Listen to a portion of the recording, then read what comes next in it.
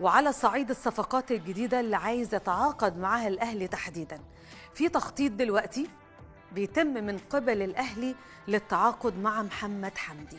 أيوة، محمد حمدي الظهير الأيسر لفريق بيراميدز والمنتخب الوطني الحالي. ليه بقول كده؟ لأن عقد محمد مع بيراميدز لغز كبير الحقيقة. في اللي بيقول دلوقتي إنه عقده هيخلص نهاية الموسم اللي جاي. كلام تاني أسمعه من شوية إن عقد محمد حمدي هيخلص نهاية الموسم ده، ولكن الأهلي تأكد إنه عقد اللاعب هيخلص بنهاية الموسم ده، الموسم الجاي.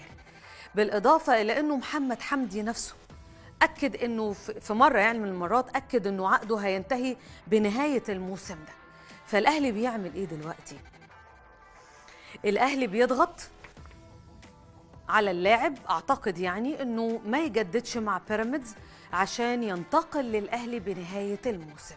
القرار في الأول وفي الآخر بإيد اللاعب.